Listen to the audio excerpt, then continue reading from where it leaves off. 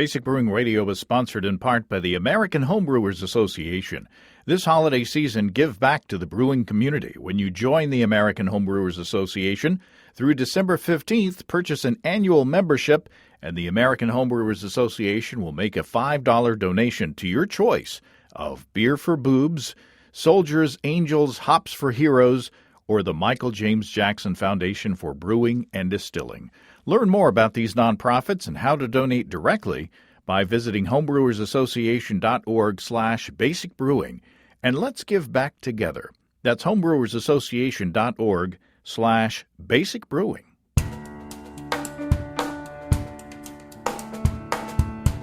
Welcome to Basic Brewing Radio for Thursday, December 1st, 2022. I'm James Spencer. Here at Basic Brewing Radio, we're all about home brewing. This week, Steve Wilkes and I sample a winter grab bag of beers from Adam Ross of Twin Span Brewing. Adam shares tips and techniques on brewing everything from stouts to seltzers. Well, not everything, but, a bunch. If you go to basicbrewing.com, you can find archives of our audio and video shows, and if you go to basicbrewingshop.com, you can find our DVDs and our brewers' logbooks. If you want to support us financially, check out patreon.com/basicbrewing, and many thanks to everybody who's helping out in that way. If you go to patreon.com/basicbrewing, you can see a long list of stuff that you can access if you sign up as a supporter. Financial supporters will see an early release this week of a video episode that Steve and I did about an experiment that Steve did on back-sweetening mead. We compare 3 different meads, one plain and 2 others with ingredients used to add body and sweetness to wines and meads. And that was a really fun show, not only because we got to taste some delicious mead, and I think it was only like 7% alcohol, which, in those meads, you probably want to back sweeten to give a little more body. We learned something in that episode. It might help you decide how to back sweeten your next batch. So financial supporters will see that this week, and the rest of y'all, will see it next week. I hope you had a great Thanksgiving, if you celebrated Thanksgiving. If not, I hope you had a great last Thursday.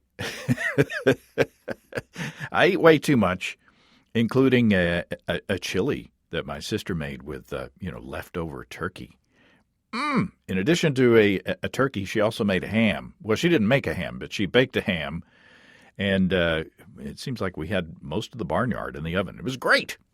Steve and I are going to get together next week to record the annual disaster show, so I'm setting this coming Sunday as the deadline to send in your letters of brewing gone bad.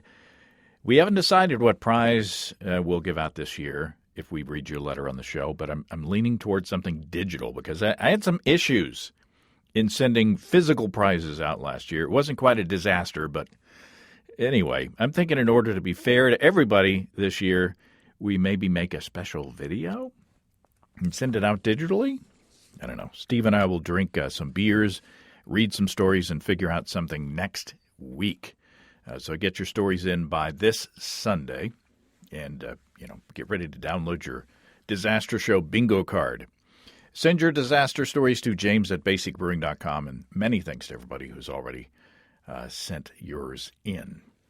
Our friends and sponsors, Desiree and Dave, are having a sale on money in the month of December. That's right. In December, when you buy a gift certificate on highdegravitybrew.com of any denomination that they sell, you can get 10% off.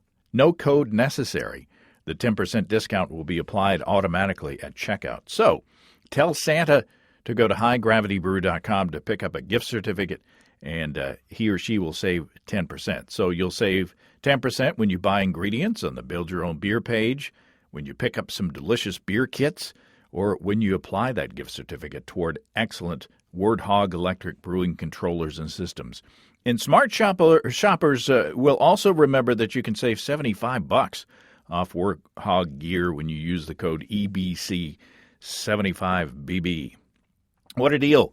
Take the pain out of propane when you or Santa picks up a gift certificate at 10% off for the month of December. No code necessary at family-owned and operated highdegravitybrew.com. That's highdegravitybrew.com. Okay, this is a fun show to roll into December with. In addition to the beers fermented under pressure that we talked to Adam about in a previous show. I'm not going to do it. He also included some extras in the box for Steve and me to sample. Adam Ross, welcome back to Basic Brewing Radio. Yeah, glad to be back, James. Now, where are you at? Same place as always. I'm up in the Quad Cities. Twin Span Brewing is in Bettendorf, Iowa. So for those not from around the area, it's like a 2.5-hour drive west to Chicago, or right on the interstate, right next to a decent-sized collection of cities that call themselves the Quad Cities. There you go. And Steve Wilkes is, I know where Steve is. He's sitting right across the table from me. Welcome, Steve. Thanks, James. Yeah, I'm from the AB cities. We do a lot of crunches. Better than the glute cities. The Peck cities. Peck cities. Gregory Peck cities. If I knew a quote from To Kill a Mockingbird, I'd say it. Now we've got, this is kind of a bonus collection of beers. We did the initial show where you were talking about a certain brewing technique. What technique was that? It was, I believe it was brewing under pressure. I lied. I said I could hear you teeing me up for that one. Yeah. But these are bonus beers that were included in the box. So this is we're calling this Adam's Winter Grab Bag, and I'm looking forward to this. I've been looking forward to this for a while. It's scheduling has been tricky lately. Steve got new eyeballs, and so he can see a lot better to tell us what's going on with these beers. Damn your eyes! Too late. So the first beer that we're going to try is called Bambuco. Yeah, so these grab bags are, some of them are random, but some of them are follow-ups from previous times we've talked and met. And the first time I was on your show, it was in response to Chris Colby really just dumping on brown ales as being boring and not very good.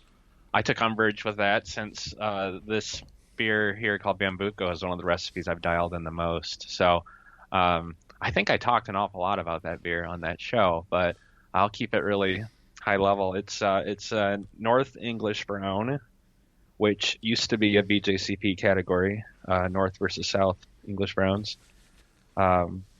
It's a very complex grain bill. There's like 5-6 grains going on. I'm also adding some Belgian candy sugar to kind of round things out. And we normally serve it on nitro, so hopefully it poured okay for you. That one's probably going to be a little undercarbonated. I think it's fine. Yeah, it's good. I mean, carbonation's good, and the beer's good. Yeah, it's super. Yeah, I think if Chris Colby had a swig of this, I think he would approve. I think that this is a good enough beer to melt even Chris Colby's heart. Great, excellent.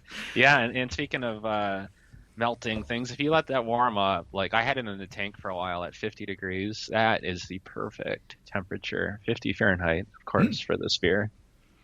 Yeah, it's a little chilly. These have been out for a few minutes, but not a whole long time. But and also, good on you for your packaging technique, because I was worried that all these, because these have been in the can for weeks, and they're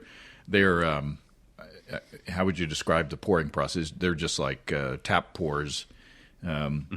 So I think you were concerned about oxidation last time we got together, but this doesn't taste oxidized at all.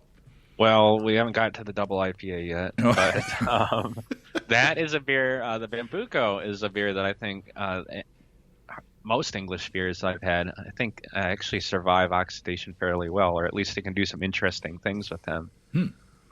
I mean, the most I've been in the UK was in a layover in Heathrow, and I did have a beer, made sure of it, but that's all I've had for, fresh on their home soil. So hopefully I'm hitting close to the mark on this brown. Well, the malt is really nice and solid and complex and a little bit of sweetness, but not too much. And it seems like it's got enough hop bitterness that it balances out really well. What do you think, Steve? Yeah,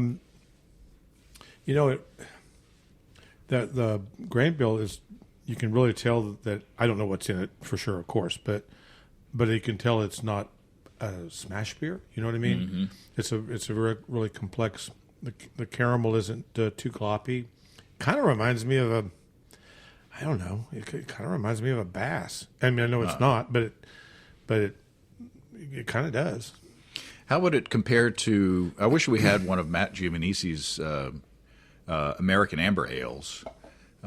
It kind of reminds me of that. It's not as. It seems like there were more sort of chocolate notes maybe with the Amber Ale, sort of ironically, but it's along those same lines. It's really drinkable. Adam, what do you think the sugar brings to the recipe? There's a significant amount of the candy syrup in there, so I think it really helps lighten the body. It helps this beer, which you're not able to experience, but it helps bring it and get it ready for nitro pours. So thins it out to help that nitro, so the nitro doesn't make it too heavy and too gloppy. Yeah, that's a good point. What are some tips that you can give us if you are lucky enough to have access to a nitro system? What do you need to compensate for? How do you need to compensate for, that nitro mouthfeel as opposed to the, I guess, sharper CO2? Yeah, what I like to tell people is, if you really want to know what nitro brings to the table, buy a can or bottle of Guinness that has the little nitro widget in it, or nitrogenated, and then really stir it up, knock all the carbonation out of the beer, and that's kind of where you want to go. So the beer is gonna, if you do that with the Guinness, it's gonna be thinner in body. It's gonna be more bitter than it is when it's fully carbonated and nitrogenated. And some of the flavors are going to be a little more sharp on the edge, so you're really going to notice that roast barley.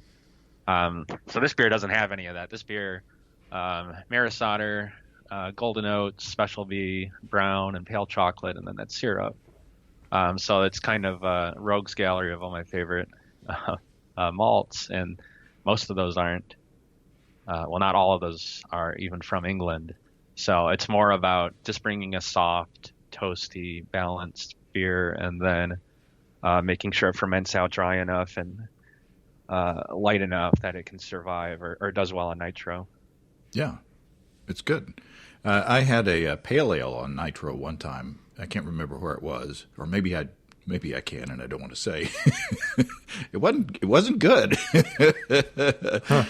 It just knocked all the character out of the beer, as I recall. It softened it up, and it was just, I'll be darned. Yeah, I have we have two nitro taps at Twin Span, and so I put quite a bit of things on there. And I did have I found a recipe from 19th century pale ale.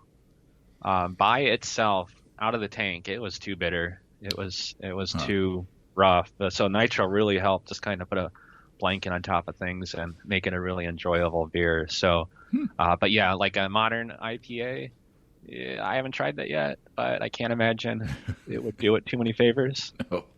No. If that one beer was an example, it was a mistake. It would have been fun to taste it side by side, nitrogen and CO2, to taste the difference between the two, but it just didn't. It wasn't enjoyable. But this beer is. Mm-hmm. And I don't know how much of the nitrogen character is still, left over after, surviving in the can this long. But so yeah, you didn't. So there's no nitrogen, well, other than what's naturally occurring in things in that can. So for a commercial operation that doesn't have nitrogen injection, which is expensive and complex and big, the trick is to really just undercarbonate a beer like you would normally carbonate a beer, and then you push it using nitrogen. So the nitrogen's really only getting added at the time of dispense. And so I can this off the tank. So I have not had good experiences canning beers that were already pushed with nitrogen. Like they'll go into the can looking great, but by the time you get home, it'll be like that can of Guinness that got shook up and had everything, shaken out of it. It doesn't stay in suspension very long. No, or very not at well. all. Huh. Interesting. Well, it's delicious. Yeah, it's super good. I like it. And I don't know if there's going to be enough of it left to warm up to 50 degrees or not. But Did you say what the hops were? no, we didn't talk about hops. I did not, but my notes are bad here. I use the same bittering hop for all my beers, so Magnum, and then there is a little Fuggle in there, just the faintest little hint of Fuggle. Faint Fuggle. Faint Fuggle. Why does that make me want to giggle? I'm a child. There you are. Okay, Adam, where do we go next? Do you remember what we got? I have to check my notes. I sent you a seltzer, so while we're on the topic of Chris Colby, while he's in front of mind, we can switch over to that. Is that which one is that? So yeah, we have a whole different product line that we for our seltzers. We call it our 563 line, which is our area code, so it's not super creative. But we didn't want we wanted to let our customers know that it's something different, and it is it's a whole other ballgame when you're making these seltzers. I mean, you're making essentially soda. Mm-hmm. And so we wanted to differentiate that. And we've done quite a few different flavors, but the one that I sent you was one that we called our Pina Colada seltzer. And you'll be able to figure out why. Because it makes you... like getting caught in the rain? Yeah, dang it. Yeah. I wasn't going to do it. I wasn't going to do it. My brain, my cogs weren't spinning fast enough. That's my least favorite song ever, I think. Well, I mean, the whole premise is just very creepy. Yeah, people say, "Oh, it's so romantic," but the first line of the song is, "I was tired of my lady. We've been together too long." How romantic! I try not to overanalyze his lyrics. I don't think they're meant to be scrutinized. That was Rupert Holmes, right? Why do I know that? Well, it doesn't surprise me that you know that, but it does bother me. Do you know the official name of the song? It's in parentheses. It's the Pina Colada song. No, I don't. Adam? Do you know? No. Escape. That was my old car. That's right, it was. Yeah. All right. So it's Escape, parentheses, the Pina Colada song. Yeah, something like that, yeah. Yeah. Okay, interesting. All right, we spent way too learn much time on the something Pina Colada song. But, so we got the seltzer. So, what's your stance on seltzers? Do you love them, you hate them, you brew them because people buy them, or... Yes, to all of the above. No, it's so one of our best-selling beers is a fruited sour, and it's one I don't drink hardly ever, but I'm super proud of it. Same thing with seltzers. So they're not my cup of tea, but I like the challenge. I like that for a while there, years ago, I was really making a bunch of different homemade sodas. So it's really just you're making soda, but you have, you're fermenting it, so there's booze in there. So I don't have any strong opinions against it. I do wonder why sometimes people, everyone seemed to collectively get so crazy about seltzers when, soda-based cocktails have been a thing forever. But in terms of brewing them, I don't think they're that challenging either. But I guess you can tell me if it turned out good or not. But super easy to brew and just kind of fun to throw flavors in there and see what people think. That's good. Yeah. It's real tasty. I mean, seltzers aren't my thing either, but this is, ones that are well made. I've had some that were just like, why did you make this? The artificial share it. Artificial flavor, kind of urinal cake kind of. And but this is good. And I could see having one of these on a picnic on a hot summer day or something. I mean, that's where and how I would enjoy a beverage like this. But Yeah, yeah. You It know does. where the where the flavor is actually coming from, why it doesn't taste artificial, is because this is absolutely not one of those 100 calories in a 12-ounce serving. yeah, I started with that, and I started with a lot of extracts and stuff. I get the feeling that a lot of people say they really care about the calorie content when they're drinking, but they quickly don't care. right. What they really want is something that tastes good, and so there is lactose in this seltzer to add some body, to add some sweetness. There is a ton of real pineapple puree. I mean, I just kept pumping the tank full of it. And then there's real coconut cream in there, which I ordered through the kitchen because I don't know where else I can get bulk coconut cream. And our chef, I don't know if he thought it was a joke. I could see him being a joke. He gave me cases of 12-ounce cans of coconut cream that I had to Oh no! open individually, warm them up, and pour them in. But then I did top up both flavors with just a little bit of extract, just to make them pop a little bit more. Well, I thought it had more body, than I was used to in the few seltzers that I've drunk. Yeah. And it does not taste artificial. I'm not surprised at that at all. To me, the pineapple is up front, and the coconut is more of kind of a lingering aftertaste kind of a thing. But yeah, it's extremely drinkable. And yeah, there's some days that coconut really pops, and the next day you pour it, and the pineapple's what's really taking charge. It's really bizarre how those flavors kind of trade places and meld. So what's the sugar that you use? So another dumb thing about when you become a professional brewery is there's these little laws that say what you can and can't brew with. One of them is your sugar has to be grain based. So this is corn sugar. This is not, cane sugar. Right. It can't be beet sugar or anything like that. It has to be corn sugar, which is fine. It's just kind of, I find a little silly that we have to make that distinction. And then, that's all there is: sugar, water, and then I use the Omega yeast out of Chicago. They have a seltzer nutrient, so you don't even have to worry about how much DAP or anything. Yeah, the proper. And then, right, yep, proper. Yeah.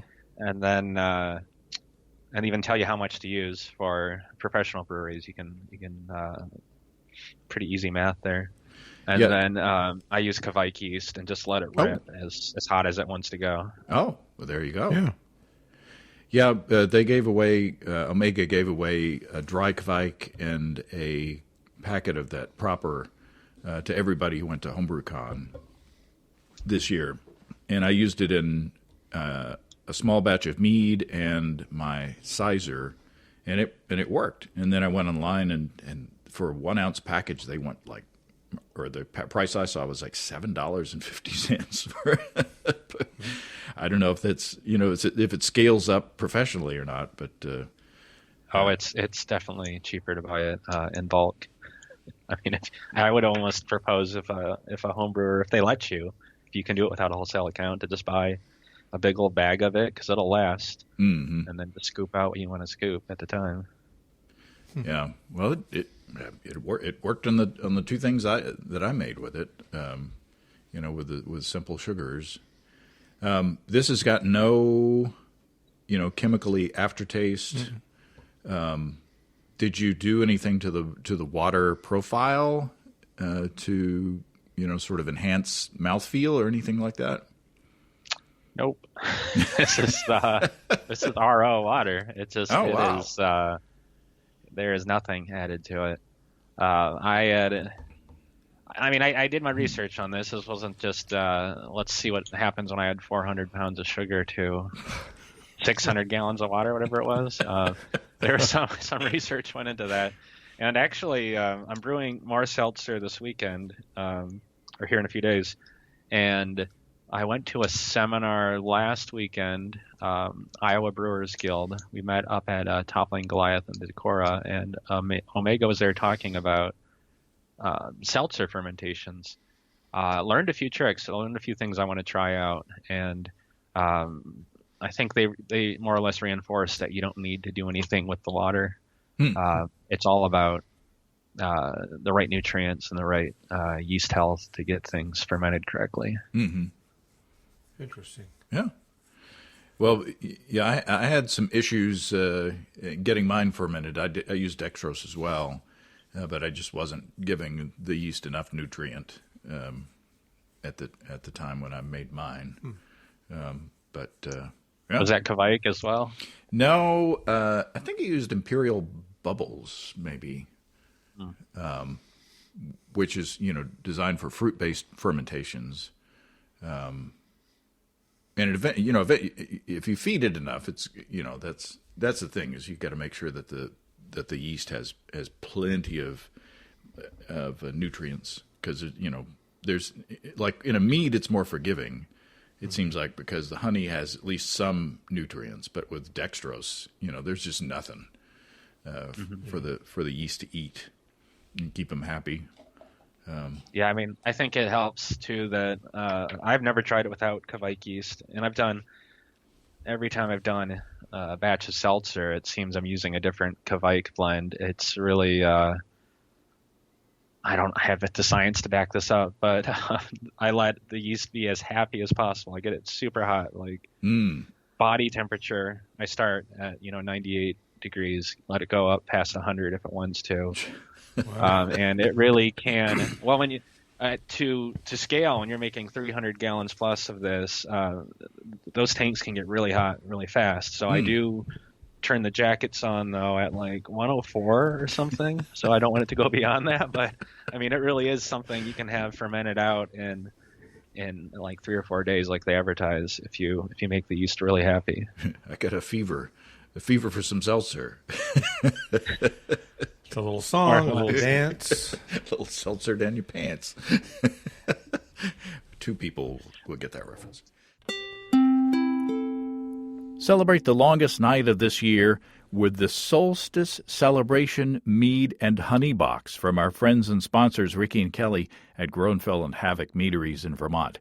Ricky and Kelly have saved up enough bottles of Winter Warmer and Braggie to put together a very limited number of these packages, and they're adding in a pint of local raw honey from Vermont bees, so you can make your own little small batch of mead or just put it on toast. Winter Warmer is based on a historic wassail recipe and features wildflower honey, bright blood orange, and warm cinnamon, vanilla, nutmeg, and cloves. Braggie blends wildflower honey, black currants, elderflowers, rose hips, and a touch of juniper berry. Both of these meads are big and delicious, and I believe the Solstice Celebration Mead and Honey Box qualifies for free shipping across most of the United States. See Groenfell.com for details, and while you're there, check out all the honey-based deliciousness at family-owned and operated Groenfell.com. That's Groennfell. Okay, where next? I don't even know where we are. We got Glitzy, we got Rock'em, and we got Untold. Let's switch to Untold. So that's Untold Depths. It's a very dark, mysterious name for a very dark, mysterious beer. I think I've said before on the show here, naming beer is one of my least favorite things. But every once in a while, I try to capture, if I'm going to have a dark beer, it's probably going to have some name that sounds kind of dark and mysterious, and Untold Depths hadn't been taken, so I grabbed it. I think this is what the dipstick of my car looks like. Boy, it's. I heard you like lactose, so there's lactose in this one too. Well, that's a dark. None more dark, as Steve said the other day. This one was my response to I'd had a low alcohol stout on for quite a while that I think that I absolutely adored, but people just weren't super into 4% alcohol stout. So I wanted more of the American expectation of like a 6.5 to 8%. It's not an imperial stout.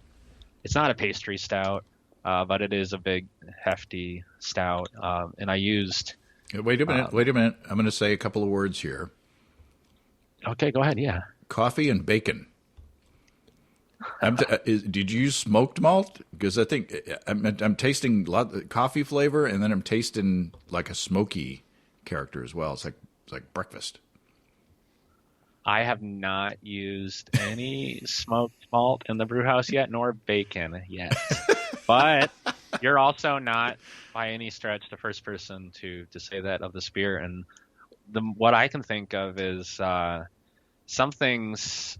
It's probably a mix of the cocoa nibs I used, the roast. I did use a pretty aggressive roast barley, and then our old friend oxidation.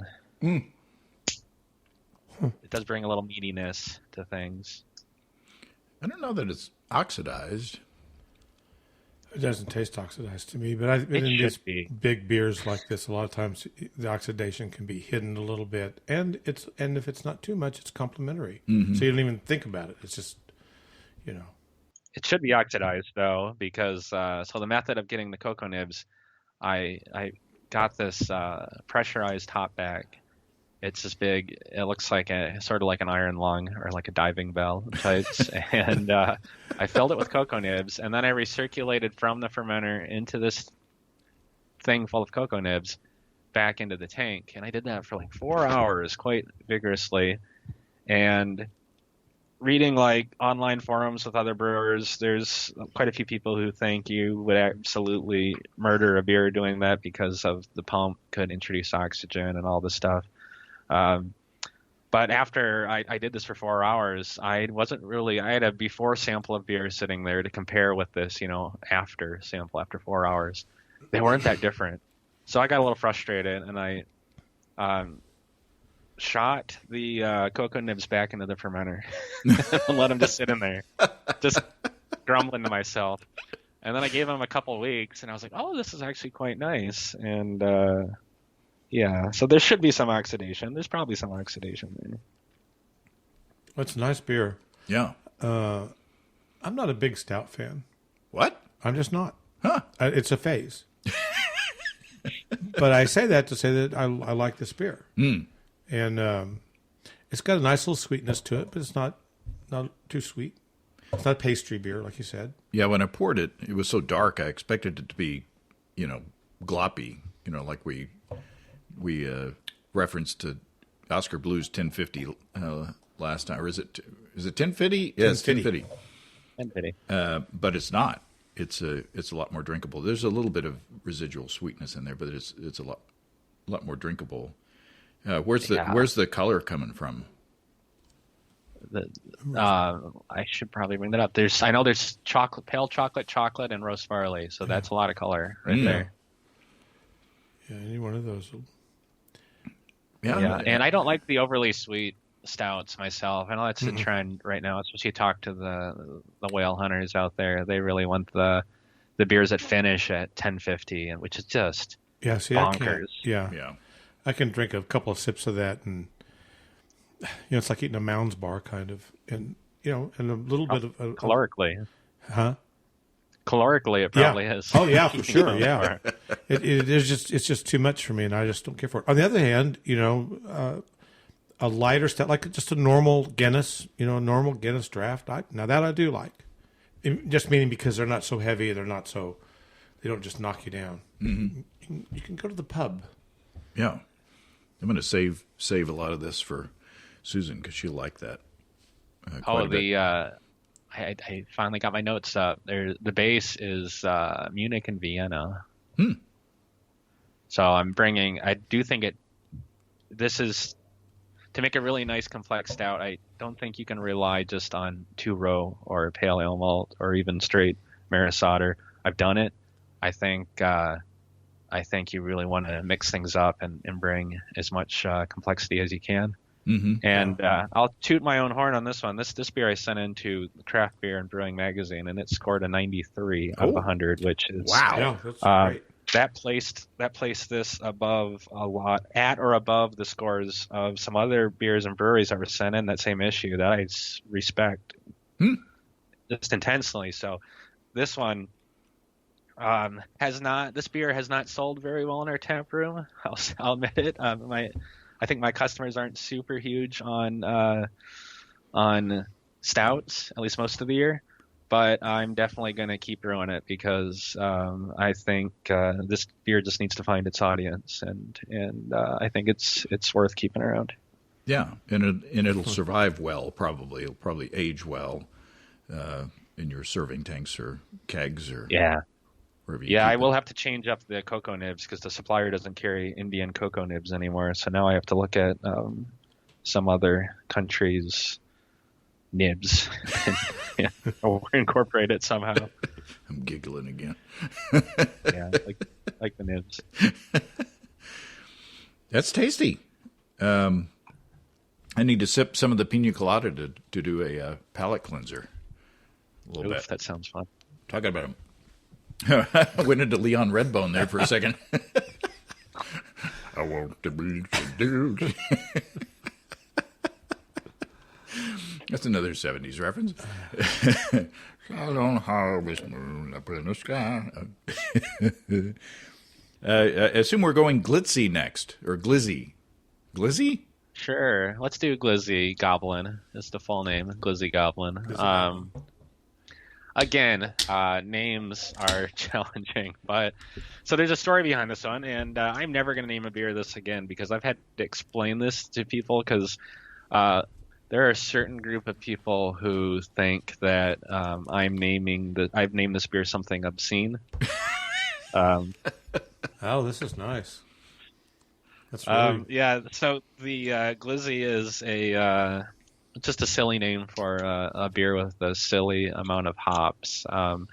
Just for the record, Glizzy Goblin is a reference to someone who eats a lot of hot dogs. I was out in D.C. area this summer, and I was actually out there when they had the hot dog eating championships, and was watching that on TV, drinking some beer. It kind of seeped into my subconscious. I mean, they were saying glizzy a lot, and they call hot dogs glizzies out there. So Glizzy Goblin. Wow. That's the origin story. People always think I'm trying to be obscene. I'm like, no, it is a hot dog. Someone who ate a lot of hot dogs. So I thought it was like a Halloween reference, like like a ghoul, a goblin, but it's like gobbling. Goblin? Yeah, sure. I mean, well, we're off making up words here anyway. Well, when you gobble down your food, you're gobbling. Yeah, no. It did get released kind of in the Halloween season, so that is apropos, I guess. But yeah, it's just a silly name. There's people read too much into it. That's a lot of hops. Yeah, it's very hoppy, but it's not very bitter. But to me, the hops are all up front. Mm-hmm. Yeah. So what hops are we tasting? Yeah, there's a lot of hops. There's this is Mosaic, Amarillo, and I want to say Centennial. Wow. And then I'm going to stall while I look for my recipe, find which three that actually was. I definitely get the Mosaic. I don't know that I would have gotten the Centennial, but the Mosaic that's dead on. Yeah, it's more fruity than piney, at least at this iteration. Being well aged in my beer fridge, but it's still fresh. It doesn't taste stale at all. It's real good. I've had some stale hoppy beers that sat too long in the fridge. Yeah, but this is not one of them. Testament to capping on foam, because we don't have a canning line. We don't have a dissolved oxygen meter. What we do have are these little Zwickels, these little pigtails that come off the tank, and I can fill a can and then swirl the can around, so let some foam out, and then cap it and seam the can that way. So glad to hear it survived. There is a tremendous amount of hops in this. I have one of my business partners keeps telling me he wants more and more and more hop character. And so this was kind of like, well, fine, I'm going to add as much hops as any more hops, and this would be a salad. This would be solid, be green.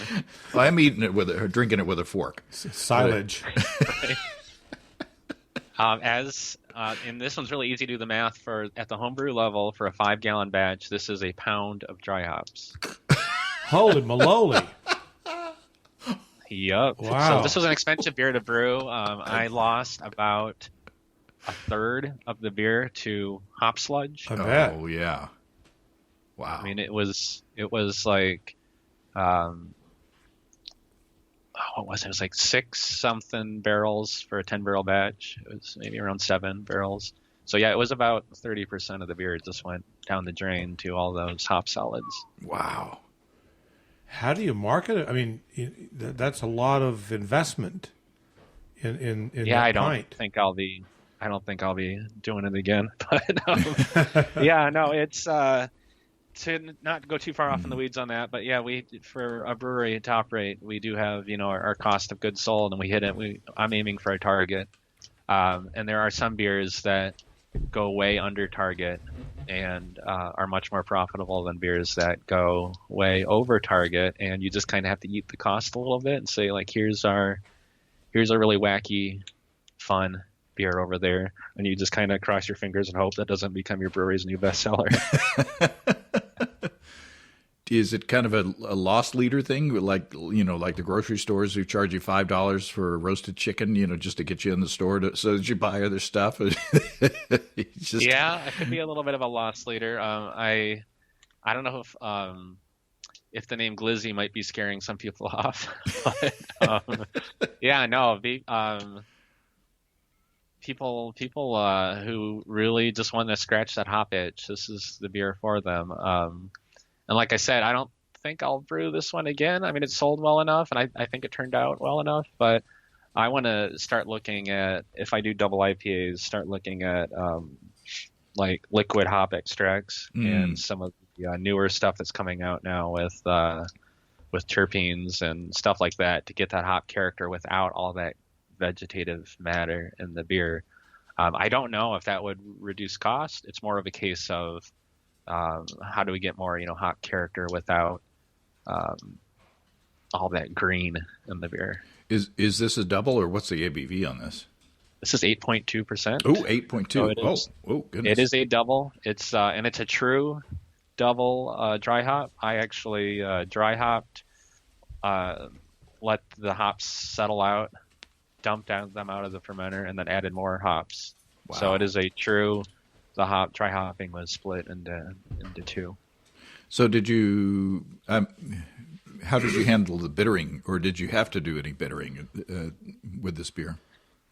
Mine, there always needs to be a little bit of bittering. It's super low, but it's around 30 IBUs is from the bittering edition, maybe 20 IBUs, and then everything else comes at Whirlpool or dry hop. Wow. Well, and it's a Kveik fermentation as well here too. Oh, there you go. Yeah.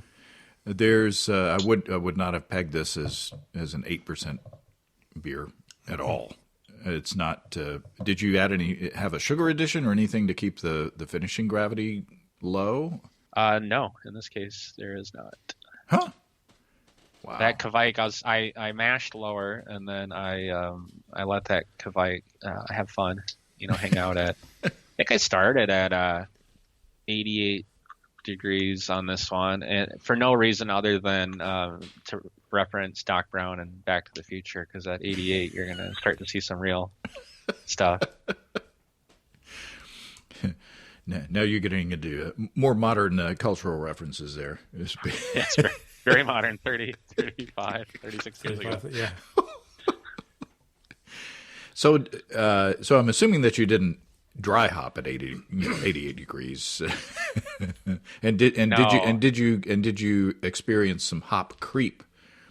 Well, I went to the park the other day, and there was a hop creep there. Hop creep, but the enzymes from the hops, lowering the gravity of the beer, during dry hopping, essentially. I have experienced a hop creep or two in my lifetime. Not here, but because I use I mentioned on the last show, ALDC, this enzyme that's even available to homebrewers now. But pro brewers have had it for a little while. And you add to a 300-gallon batch, you're adding 30 milliliters. I mean, it is hardly anything. And by God, it works. Because this would have been hop creep city if I hadn't taken precautions. I mean, it fermented out pretty dry because of that Kvike yeast, so I wasn't as concerned about hop creep, but I just added that as some extra insurance. Huh. So it's a hop creep inhibitor. Yeah, it actually breaks down diacetyl. So whatever components help contributed diacetyl get broken down using this. Huh. I like this beer a lot. This is kind of up my alley right now. Yeah. Yeah, it's enough hops that it actually contributes to mouthfeel. So I've been chasing that really pillowy, soft mouthfeel you get with double IPAs, or you can get with double IPAs. Mm-hmm. We're spoiled here. We are close enough to Chicago that I have easy access to like Hop Butcher for the World and Phase 3 and all these breweries that are just killing it with double IPA hazies. So been looking to them for inspiration on that, and I think I'm getting close to the kind of mouthfeel these stellar breweries are pulling off with their IPAs. And this beer is a little, I'd say a little cloudy. It's not milky, it's not a milkshake beer by any stretch of the imagination. Yeah, it's all those hops. Yeah. That is there's no, I mean, the grist is kind of like a Weizen. It's almost 50% wheat malt. Oh. But from my experience, the haziness is really coming from the hops here, not from the wheat. You can have a clear wheat beer. Right. Right. Yeah. It's getting to be lagering weather around here, and our friends and sponsors at Imperial Organic Yeast have you covered with L25 Hygge. That's spelled Hygge. I think I'm pronouncing it right. Hygge is a Northern European lager yeast famously used in Pilsner-style beers that complements significant hop additions. Clean and crisp with a very light sulfur profile. That sounds delicious. I've got 2 empty kegs that are just wanting to be filled with deliciously crisp and hoppy lagers. Maybe a Pilsner with some corn or rice, and maybe a slightly darker, more malty lager to go along with it. The recommended temperature range for Hygge is 46 to 56 degrees Fahrenheit or 8 to 13 C, which sounds about right for my basement this time of year. Or, since the kegerator is empty, I'll probably ferment in there to get more precise control. We love Imperial Organic Yeast with 200 billion cells in each easy-to-open package. I like to say my stir plate is dusty because I don't use it anymore for moderate gravity 5-gallon batches. And my airlocks are usually bubbling before bedtime. Ask your local homebrew store about Imperial Organic Yeast and L25 Hygge and check them out at imperialyeast.com. It's imperialyeast.com.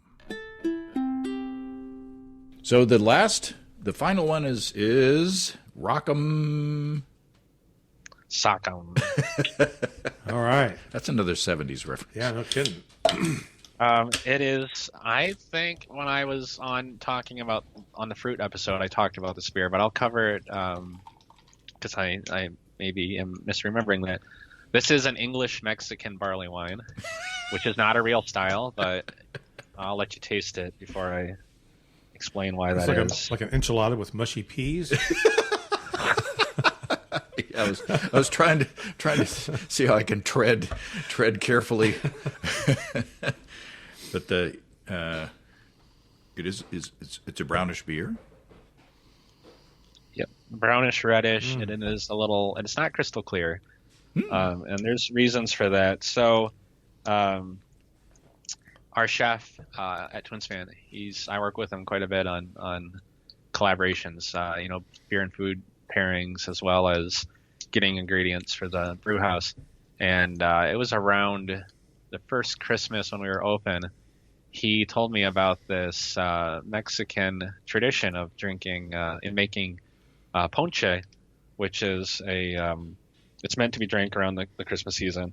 And it is a punch that they will add rum or tequila or beer to. And so he made me some, and I thought, wow, I'd really like to make this in beer form. Wow. Yeah, I'd classify that as a holiday style beer. Definitely. So what are you tasting, Steve? I taste cinnamon. Mm-hmm. I taste sweet. It has a luscious mouthfeel. Mm-hmm. And just kind of a little spicy, kind of a little bit chewy. There's a little bit of a molasses in there. Mm-hmm. And then there's a fruit character that I get the cinnamon, and then there's something else, though, right as I swallow that's very familiar, but, it's something out of context that I'm not sure I can peg. I don't know. It's a big beer. I'd be surprised if you could peg everything that's going on in this beer. Do you want me to lift the curtain and show you what's here? Yeah. Well, give me one more try, because it's nagging at me now. That's just your lumbago. That's very, it's really unique. There's a flavor in there, or a combination of flavors that I find very unique, and I can't put my finger on them. See what I'm saying? Yeah. Yeah. It's okay. I give up. So I was really just going off what our chef Juan had added to his ponche, but the base of the beer is maris otter and like a little bit of crystal rye. That's it. And then it's the Fuller's yeast. So really traditional English barley wine that I did split off and put into a barrel, and we recently packaged, and it turned out really well. But anyway, in this beer, there is cinnamon. There's we have a Latino grocery store supply place here in town, Latino owned, and I was able to get the big sheets of traditional cinnamon. Oh, nice. I'm forgetting their exact name, but they're milder compared to the stuff that we tend to get in the grocery store. Mm-hmm. There is piloncillo, which is that brown sugar molasses flavor that you're picking up on. Is that the ones that come in the little cones? Yeah, the little sugar mounds that they come in. Yeah. And then there's a mix of fruit purees. There's guava, there's plum, there's orange, and then the flavor that no one can identify that is born and raised in the U.S., and that is tamarind. Huh. So you get some tamarind wow, taste yeah. in there. Okay. Well, I don't know that. Now I taste it. Yeah, exactly. That's what I did. No, I guess it was just like the mixture of fruits that was just like, oh, that's kind of like a fruit salad, but not. And this is not a fruity beer. Right. It's just that fruit character is nicely blended in with all the other stuff, and it's just like, oh, that's a nice little lift to the rest of it. You got the dark flavors of the sugar and but then you've got that that fruity lift that kind of my favorite word, balances everything out. It's really good. Yeah, this is a really tough beer to market and sell because, for one, you can't call it a fruit beer. It's not quite a fruit beer, you pointed out. It's not really a barley wine, and barley wines don't really sell to the general public anyway. So, it's I love this beer. And me and like 3 other people love this beer. And it's fun to take to festivals because I'll list it as a ponche or Mexican English barley wine, and we'll get people who are from Mexico or a family in Mexico. They'll come up and they'll look a little intrigued, a little dubious about my claims because I am decidedly do not look like I've ever even visited Mexico or any place that has sunshine. And they try it and they love it. They're like, oh, this is great. I want to, they leave back into the crowd and they come back with their mother or their spouse or, someone that they were there with, and they really dig it. So this is a really super fun beer. I would keep this beer around forever if I had my choice, and I just might have to. I hate to ask, but what's the ABV? 9.7. Huh. Yeah, that's big. Yeah, Really this one actually does taste kind of big, but not in a hot alcohol kind of way. Just in kind of like it's a sipper, Yeah, it's the end of the night. It's the little tulip glass as you're sitting there next to the fire or whatever. It's nightcap. Yeah, that's super nice. It's really, it really is. And I'm really intrigued with the use of tamarind. I like tamarind. Cook with it sometimes. What kind of character does Well, that... I don't know. I'm just intrigued by the whole thought. It's inspiring me to go get some tamarind and make a beer with it. And I mean, is it like a tart? yeah, it's kind of tart. It's kind of It's like a earth. This might be I don't know how much this is going to land with you two, but it's like an earthy fruit by the foot. mm-hmm. It's it is earthy. fruit kind of. But fruit by the foot is the fruit roll up kind of. Oh, right. Fruit roll up, yeah. Right. Fruit roll up. Yep. Well, you can get, in a Mexican store or a Hispanic store, you can get tamarind candy, which I like. I get it sometimes, like or little individual candies, like sometimes I have at the counter at the the local joint, and it's really good. It's real chewy. I like it, and it translates well into the beer, I think. Yeah, it does. We have every week here in the Quad Cities in the summer we have a Mexican Latino night market, and they will bring out some treats and drinks that use tamarind. So I have had some firsthand experience with it, and then another brewer, a friend of mine here in town, brewed a Dunkelweizen recently with tamarind, and that was really interesting. I mean, it was significant portion in there. That was really tasty. Again, it's a complex beer that it's not all spice, it's not all fruit. It's just like you have to think about it. It reminds me a little bit, as I'm not drinking it, so I've been drinking it. Now it's just a lingering memory. It's a memory. It's like a spice cake. Oh, a little bit. Like a fruit cake. Like a fruit cake. No, more like not really a fruit cake, like with the neon fruit, but like an old fashioned spice cake that your grandma would have made. Yeah, boy, that'd